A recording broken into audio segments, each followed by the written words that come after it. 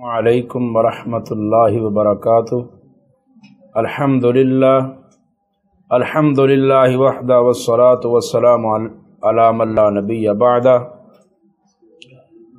اما بعد فاعوذ باللہ من الشیطان الرجیم، بسم اللہ الرحمن الرحیم۔ عن ابی ہریرہ رضی اللہ تعالی عنہ قال قال رسول اللہ صلی اللہ علیہ وسلم سبعۃ یظلھم اللہ فی ظلہ یوم لا ظل الا ظلہ، الامام العادل وشاب نشأ بعبادۃ اللہ ورجل قلبہ معلق بالمسجد ورجلان تحابا فی اللہ اجتمعا علیہ وتفرقا علیہ ورجل دعته امرأة ذات منصب وجمال فقال إني أخاف الله ورجل تصدق بصدقة فأخفاها حتى لا تعلم شماله ما تنفق يمينه ورجل ذكر الله خاليا ففاضت عيناه رواہ البخاری۔ عزیز سامعین حضرات، صحیح بخاری میں 660 نمبر پر روایت موجود ہے۔ راوی ہیں سیدنا ابو ہریرہ رضی اللہ تعالی عنہ۔ ابو ہریرہ رضی اللہ تعالی عنہ بیان کرتے ہیں کہ رسول اکرم صلی اللہ علیہ وسلم نے ارشاد فرمایا، سبعۃ یظلھم اللہ فی ظلہ یوم لا ظل الا ظلہ۔ آپ علیہ الصلاۃ والسلام نے فرمایا، 7 قسم کے خوش نصیب افراد وہ ہیں، خوش بخت افراد وہ ہیں جنہیں اللہ رب العالمین قیامت کے دن اپنے عرش کا سایہ نصیب کریں گے۔ یوم لا ظل الا ظلہ، جس دن اللہ رب العالمین کے عرش کے سائے کے علاوہ کسی اور چیز کا سایہ نہیں ہوگا۔ 7 خوش نصیب افراد ہیں جنہیں اللہ رب العالمین اپنے عرش کا سایہ نصیب کریں گے۔ یہ تو بخاری کی حدیث ہے کہ یظلھم اللہ فی ظلہ، لیکن سنن سعید بن منصور کے اندر یہی روایت موجود ہے، اس میں کچھ اضافہ ہے اور وہ اضافہ ثقہ راوی کا ہے، لہذا وہ اضافہ قبول ہوگا۔ یظلھم اللہ فی ظل عرشہ، کہ اللہ رب العالمین اپنے عرش کا سایہ نصیب کریں گے۔ وہ 7 افراد کون سے ہیں؟ نمبر 1، الامام العادل، وہ امام جو انصاف کرنے والا ہے۔ اب امام کے اندر وقت کا حکمران بھی شامل ہے، کہ وہ حکمران جو لوگوں کے درمیان انصاف کرتا ہے۔ اس کے اندر جسٹس، قاضی اور جج بھی شامل ہے، جو لوگوں کی جھگڑوں میں، لوگوں کے اختلافات میں ان کے فیصلے کرتا ہے۔ الامام العادل سے مراد وہ بندہ بھی ہے جس کی 1 سے زائد بیویاں ہیں اور وہ اپنی بیویوں کے درمیان انصاف کرتا ہے۔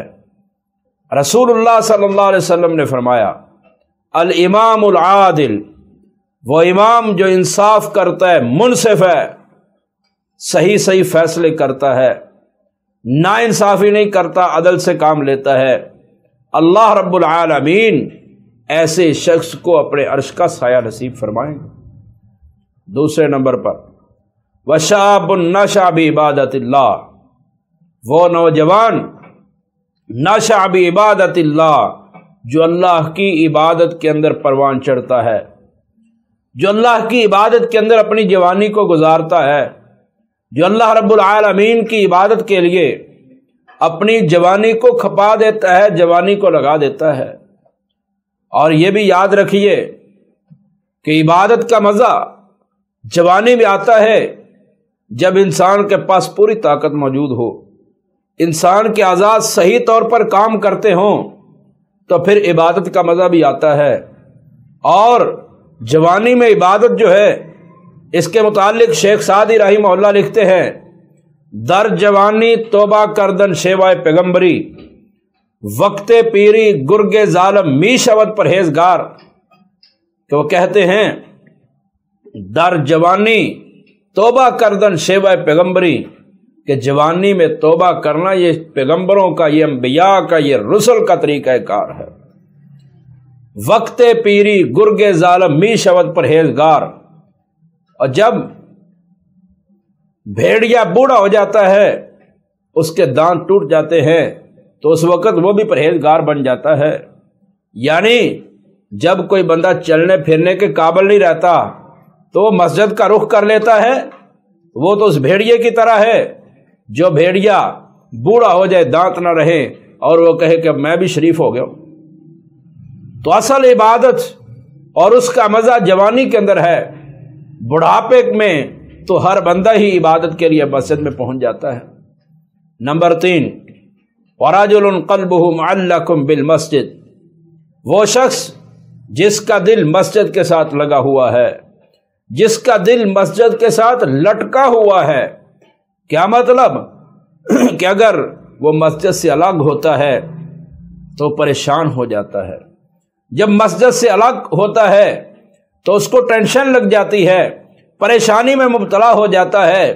اور فجر پڑتا ہے اس کو زور کی فکر لگ جاتی ہے، زور پڑتا ہے عصر کی، عصر پڑتا ہے مغرب کی، مغرب پڑتا ہے عشاء کی، اس کو فکر لگ جاتی ہے، ہر وقت مسجد مسجد اس کے منہ پر ہوتا ہے، اور اس کا تعلق مسجد کے جڑ جاتا ہے، مسجد کا دل اس کا لگ جاتا ہے۔ اللہ رب العالمین ایسے شخص کو اپنے عرش کا سایہ نصیب کرے۔ اور چوتھے نمبر پر فرمایا رجلان تحابا فی اللہ اجتمعا علیہ وتفرقا علیہ، دو بندے تحابا فی اللہ، محبت کرتے ہیں صرف اللہ کے لیے، ایک دوسرے کے ساتھ محبت کرتے ہیں صرف اللہ کے لیے۔ محبت کی بنیاد حسن و جمال نہیں، محبت کی بنیاد کوٹھی بنگلہ نہیں، محبت کی بنیاد مال و دولت نہیں، محبت کی بنیاد کوئی خوبصورتی کا حصول نہیں، بلکہ محبت کی بنیاد صرف اللہ کی ذات ہے، اللہ کا دین ہے۔ فرمایا رجلان تحابا فی اللہ، اور ان کی محبت کا انداز کیا ہے، محبت کا طریقہ کار کیا ہے؟ فرمایا اجتمعا علیہ وتفرقا علیہ، اگر اکٹھے ہیں تو پھر بھی اللہ کے لیے محبت کرتے ہیں، اگر جدا جدا ہو جاتے ہیں، مثال کے طور پر ایک افغانستان میں ہے، ایک پاکستان میں ہے، یا ایک پاکستان میں ہے دوسرا ہندوستان میں ہے، تو ان کی محبت جو ہے وہ اگر اکٹھے ہیں تو پھر بھی اللہ کے لیے ان کی محبت ہے، اور اگر ایک دوسرے سے جدا ہیں تو پھر بھی ان کی اللہ کے لیے محبت ہے۔ یہ نہیں کہ ایک اکٹھے ہوئے تو محبت کا اظہار، دور ہوئے تو نفرت کا اظہار، یہ محبت نہیں۔ محبت جہاں پر بھی ہو، دور ہوں ایک دوسرے سے پھر بھی محبت، ایک دوسرے کے نزدیک ہوں پھر بھی اللہ سے محبت، اللہ کے لیے ایک دوسرے سے محبت۔ تو جو اللہ کے لیے ایک دوسرے سے محبت کرتے ہیں، اللہ رب العالمین انہیں اپنے عرش کا سایہ نصیب فرمائیں گے۔ ایک حدیث کے اندر رسول اکرم صلی اللہ علیہ وسلم نے فرمایا من زار اخا لہ فی اللہ، جو اللہ کی خاطر اپنے بھائی کی زیارت کرتا ہے، اس سے ملاقات کرتا ہے، نادا منادن، تو آسمان سے ایک آواز دینے والا آواز دیتا ہے، ان طبتا، کہتا ہے تیری زندگی بڑی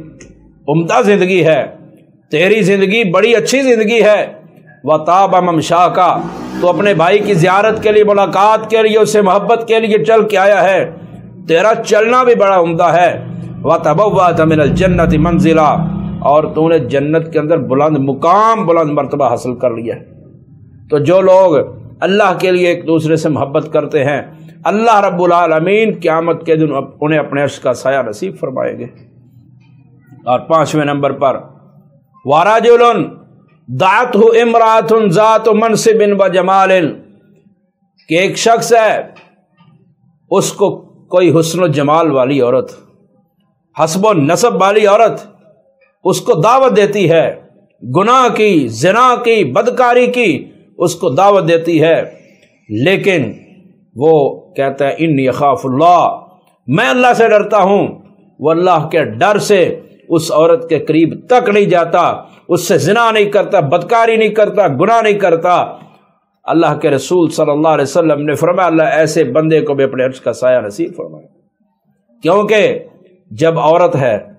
حسن و جمال بھی ہے، عورت کی طرف سے دعوت بھی ہے، عورت کا حسب و نسب بھی ہے، بندے کے پاس سارے اسباب مہیا ہے کہ انسان گناہ کر سکتا ہے، لیکن پھر بھی اللہ کے ڈر سے گناہ نہیں کرتا۔ جیسے انبیاء میں سے ایک نبی سیدنا یوسف علیہ السلام کا واقعہ ہے کہ تمام اسباب موجود تھے، عورت کی طرف سے دعوت تھی، عورت خوبصورت بھی تھی، مال والی بھی تھی، عورت کی طرف سے دعوت بھی تھی، دروازے بھی بند تھے، سارا کچھ تھا، لیکن یوسف علیہ السلام نے کہا کہ میں ایسا نہیں کر سکتا، میں اللہ کی پناہ چاہتا ہوں، مجھے اللہ سے ڈر لگتا ہے۔ تو پھر اللہ رب العالمین نے دنیا میں بھی ان کی مدد فرما دی کہ اللہ رب العالمین نے ان کی عزت کو بچا لیا، تو وہ دنیا میں بھی محفوظ ہے، دنیا میں بھی عزت والا ہے، اور آخرت میں اس کو یہ پروٹوکول دیا جائے گا کہ اللہ رب العالمین اسے اپنے عرش کا سایہ نصیب فرمائے گا۔ نمبر 6، وَرَجُلٌ تَصَدَّقَ بِصَدَقَةٍ فَأَخْفَاهَا حَتَّى لَا تَعْلَمَ شِمَالُهُ مَا تُنْفِقُ يَمِينُهُ، کہ وہ شخص جو اللہ کی راہ میں صدقہ کرتا ہے، اور صدقہ کیسے کرتا ہے؟ اخفاها، اس کو چھپا کر کرتا ہے، اور اتنا چھپاتا ہے حتی لا تعلم شمالہ ما تنفق یمینہ،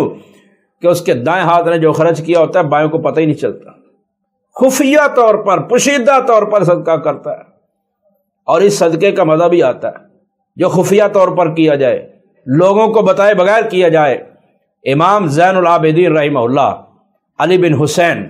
حضرت حسین رضی اللہ تعالیٰ عنہ کے بیٹے امام زین العابدین، جنہیں بیمار کربلا کہا جاتا ہے، یہ امام زین العابدین رحمہ اللہ اپنی زندگی میں جوانی کے اندر مرنے تک، امام زین العابدین رحمہ اللہ اپنے علاقے کے غریب جو لوگ تھے ان کے گھروں پر، دروازوں پر رات کو کھانا رکھ کے آ جاتے تھے، لوگوں کو پتہ نہیں چلتا تھا کہ یہ کھانا کون رکھ کے گیا ہے، یہ ہمارے لیے کھانے پینے کا بندوبست کون کر کے گیا ہے۔ لوگ پریشان ہوتے تھے، مضطرب ہوتے تھے،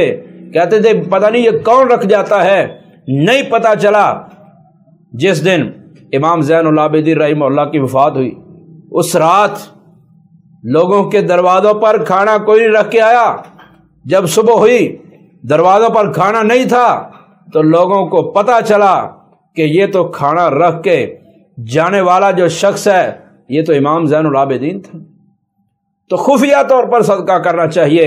اللہ رب العالمین کے عرش کا سایہ حاصل ہو جائے گا۔ اور 7ویں نمبر پر وَرَجُلٌ ذَكَرَ اللَّهَ خَالِيًا فَفَاضَتْ عَيْنَاهُ، وہ شخص جو تنہائی میں بیٹھ کر اللہ کا ذکر کرتا ہے، اس کو دنیا کا کوئی بندہ نہیں دیکھ رہا، اس کو دیکھنے والی ذات صرف اللہ کی ہے، تو وہ اللہ کا ذکر کرتا ہے، اللہ کو یاد کرتا ہے، فَفَاضَتْ عَيْنَاهُ، تو بیٹھے بیٹھے اس کی آنکھوں سے آنسو جاری ہو جاتے ہیں، وہ رونا شروع ہو جاتا ہے، اللہ کا ڈر، خوف، خشیت اس کے دل میں پیدا ہوتی ہے، وہ رو پڑتا ہے۔ اللہ رب العالمین ایسے شخص کو بھی اپنے عرش کا سایہ نصیب فرمائے گا۔ تو یہ کل 7 افراد ہیں جن کو اللہ رب العالمین اپنے عرش کا سایہ نصیب فرمائیں گے۔ پہلے نمبر پر الامام العادل، وہ امام، وہ بادشاہ، وہ حکمران، وہ جج، وہ قاضی جو عدل انصاف کرتا ہے۔ نمبر 2 شاب النشأ بعبادت اللہ، وہ نوجوان جو اپنی جوانی کو اللہ کے لیے گزارتا ہے، اللہ کی عبادت کے لیے گزارتا ہے۔ ورجل قلبہ معلق بالمسجد، تیسرے نمبر پر وہ شخص جس کا دل مسجد کے ساتھ لگا ہوا ہے۔ چوتھے نمبر پر رجلان تحابا فی اللہ اجتمعا علیہ وتفرقا علیہ، 2 بندے اللہ کے لیے ایک دوسرے سے محبت کرتے ہیں، اکٹھے ہیں پھر بھی اللہ کے لیے محبت، ایک دوسرے سے جدا ہیں پھر بھی اللہ کے لیے ایک دوسرے سے محبت۔ 5ویں نمبر پر وہ شخص جس کو حسن و جمال والی عورت، ورجل دعته امرأة ذات منصب و جمال فقال انی اخاف اللہ، حسب و نسب والی، حسن و جمال والی عورت گناہ کی دعوت دیتی ہے لیکن وہ کہتے ہیں میں اللہ سے ڈرتا ہوں۔ نمبر 6 ورجل تصدق بصدقة فأخفاها حتى لا تعلم شمال ما تنفق یمینہ، خفیہ طور پر صدقہ کرنے والا۔ اور نمبر 7 ورجل ذکر اللہ خالیا ففاضت عیناہ، تنہائی میں اللہ کا ذکر کر کے اللہ کو یاد کر کے رونے والا، اللہ رب العالمین ان 7 افراد کو، 7 اشخاص کو اپنے عرش کا سایہ نصیب فرمائیں گے۔ اللہ رب العالمین ہمیں بھی ان 7 خوش نصیب افراد کے اندر شامل فرمائے۔ اور یہ روایت جو میں نے بیان کی ہے یہ صحیح بخاری میں 660 نمبر پر موجود ہے۔